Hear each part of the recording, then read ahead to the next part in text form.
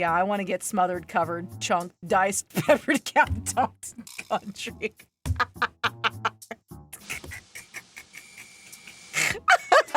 I'm sorry. All right. Next video we have is by the Fat Electrician. It's called Waffle House, the Roman Colosseum of the South. You guys had suggested this video for me to watch, so here we are watching it. All right? Okay. Okay, I'm just gonna be honest with you. I actually debated on which channel I was gonna upload this video on because on one hand, we're going over a business and the business model that it has, but on the other hand, this restaurant is basically the Roman Colosseum of the South. But wait, I like his shirt a lot. I like that tank. That's kind of fun. And I'm pretty sure if you eat there enough, you actually get a deployment patch from the US military. Regardless, I wore my schnazziest tank top for the occasion. It's so nice, it's so schnazzy. Today we're talking about Waffle House. Okay, just to be completely clear with everybody, I was pretty sure I was not gonna get caught off guard because Waffle House is already absolutely crazy. I started looking It's gonna go down at the Waffle House. into it and then found out that Waffle House is somehow connected to the Manhattan Project from World War II. So they managed to actually surprise me, and we're gonna get to it right after a word from our sponsor. Yeah, babe, what's up? Hey, I need a boombox. Okay, I can go get you one. Why am I so sad? I thought Vader was calling. I thought Vader was calling. Perfect. All right, I'll go get it now. Love you. Love you. All right, bye. 1 hour later. Where's that boombox that I asked for? Oh, it's right here. She's I got cute. it for you. What is this? The boombox. No, I wanted something to play music with. Oh, that kind of boombox. Yeah, I got this instead. Okay, we'll go to the store and get me a boombox so I can listen to music. Can I keep this one still? I don't care.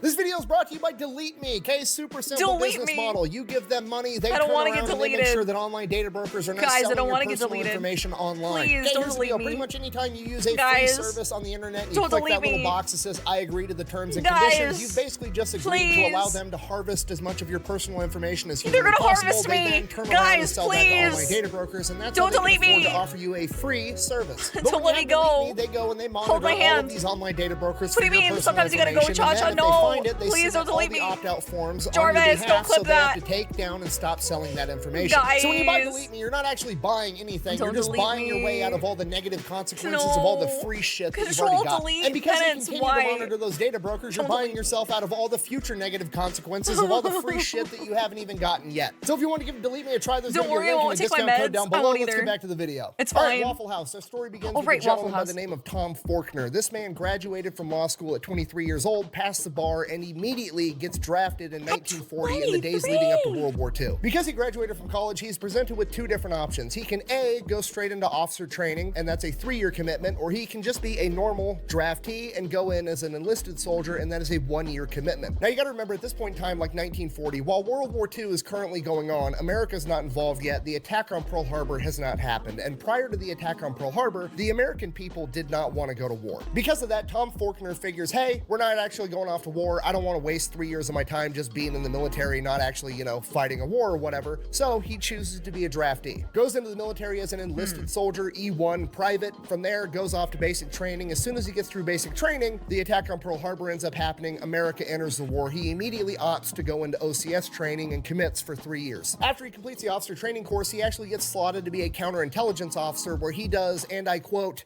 a lot of top secret stuff. You see, my identity must remain mysterious and my mission secret. I cannot reveal it to you. You can actually tell in the interviews that he gave later on in his life, like in his 70s, 80s, and 90s, that he's still not sure what he is and what he isn't allowed to talk about. But he did end up telling us that basically it was his job to try to sneak onto military bases, not as military. Wait, even after all that time, you're basically NDA'd from being able to... Really? I thought after like a certain amount of time, you can talk about it. Unless he forgot, and he's just like, I'm not allowed to talk about it. They don't know I forgot. Like, I don't know. Personnel. So he would basically disguise himself as like a painter or a carpenter or whatever and try to infiltrate a US military base to expose weaknesses within the system to help counteract enemy spies. So he does that for a couple of years, and then one day he ends up getting orders like, hey, you're going to Knoxville, Tennessee. And he's like, okay, for what? And they're like, don't worry about it, just show up. So he shows up in Tennessee and he's given his orders, and those orders, I'm paraphrasing here, but they're essentially, hey, here's your partner. You two are gonna hop in that truck and you are gonna drive it from Knoxville, Tennessee to Los Alamos, New Mexico. You guys are gonna dress in plain clothes. You're not gonna look at what's inside the truck. You're not gonna talk about what's inside the truck. You're gonna take this map and take that exact route. This route avoids every major city and every major highway. You are gonna drive straight there, 53 hours straight, taking turns sleeping in the passenger seat and not stopping for any reason whatsoever. And he does this for the next year and a half, pretty much nonstop. And then like 20, 30 years after the fact, he finds out that he was actually hauling the majority of the enriched uranium for all of the nuclear testing and the building of nuclear weapons. Which, as we all know, brings about the end of World War II, at which point he gets out of the military, moves back home to Atlanta, Georgia, starts helping his dad out with his real estate agency. Now he does that for about 10 years, and during It really depends. Some things are indefinite NDAs or until declassified. Others will be like a year. Really depends on what the mission is. I've signed some NDAs that expire well after I expire. That's crazy. Wow, I had no idea. During this time, he ends up selling the house right next door to his to another guy by the name of Joe Rogers, and they pretty much become best friends. Joe Rogers was also an Army veteran. He was actually a pilot that flew B-24s in World War II. When Joe got back home after the war, he did not want to go off to college, so he actually just took the first job that he was offered, being a short order cook at a now defunct restaurant chain known as Toddle House. He worked his way up, becoming a restaurant manager, then eventually becoming a regional manager. And then one day, his neighbor and best friend, Tom Forkner, real estate agent, always looking for the next investment, comes to him and is like, hey, I'm thinking about opening up my own restaurant. I can get the real estate deal going on that side. I just wanted to know, like, if I opened up and bought a franchise of Toddle House, would you be willing to run it for me? Now, at this point, it's like 1954, 1955. Joe Rogers has a ton of experience inside the restaurant industry, and he basically tells his best friend, like, hey, don't open a Toddle House. You should start your own thing. Toddle House's business model isn't that great. If you start your own restaurant, I will help you run it. He then goes off on vacation with his family, and by the time he comes back, Tom Forkner has already bought the real estate and comes to Rogers and is like, cool, what's the business we're starting? Where's Pancake's house? What? We stop at Pancake's house. And within the span of like 6 months, the very first of what is now the legendary restaurant chain of Waffle House opens. And Waffle House is legendary, probably for all the wrong reasons. I mean, even if you've never been to a Waffle House, you've heard about Waffle It's going down at the Waffle House. House because, well, I mean, Kid Rock got in a fight there. You've got Haley Booth, the viral Waffle House cook known as the last chairbender. The last chairbender? Is that really what she's called?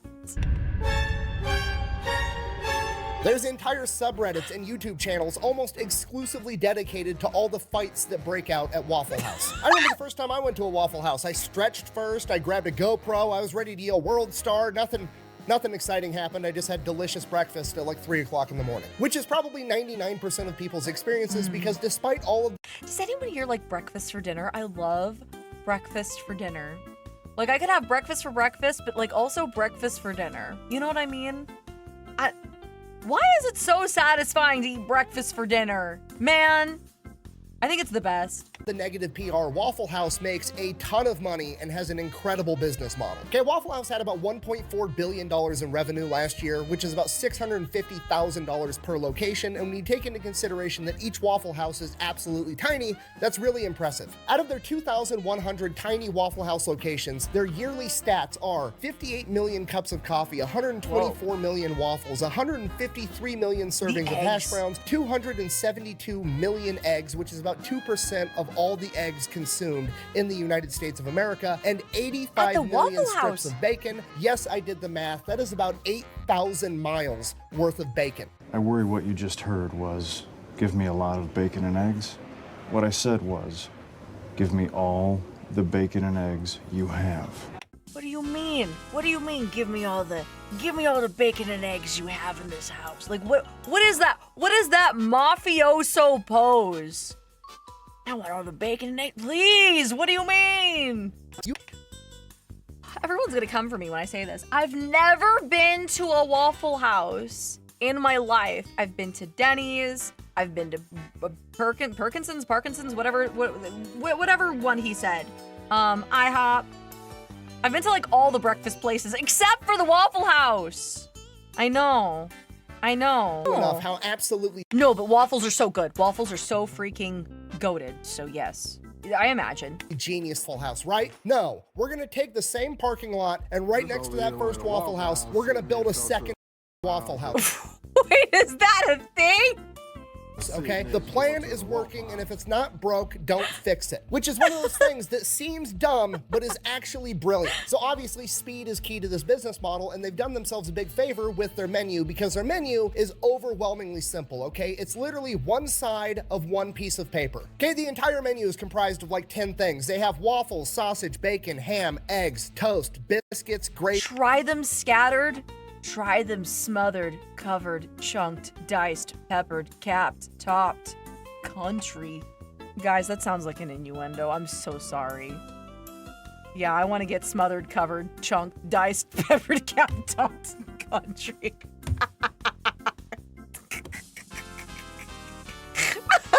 I'm sorry. Oh, man. Get them large, get them in charge. Country style, hash browns. Help, help.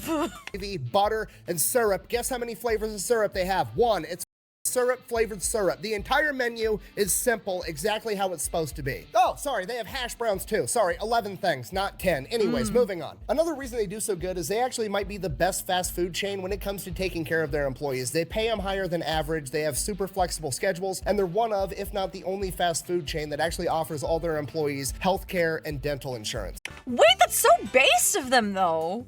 Okay, and I know what you're thinking. You're like, okay, but really, how good are they actually treating the Waffle House employees? I got the one stat that's everything you need to know, okay? Waffle House treats their employees so well that employees are willing to commute into a natural disaster to work at a different Waffle House when the occasion arises. Yeah, Waffle House is open 24 hours a day, 365 days a year, and they mean it, okay? Whenever there's like a hurricane coming or some type of impending natural disaster, Waffle House organizes what they call a jump team, a bunch of Waffle House employees from a different region that's going to be unaffected because they know that their local employees are going to be busy taking care of their own family and their own houses during a hurricane. So they bring in teams from outside the region to work inside of a natural disaster, and they're willing. Okay, McDonald's can barely get their employees to show up on a good day, yes. And Waffle House has employees volunteering to commute into a hurricane to make breakfast.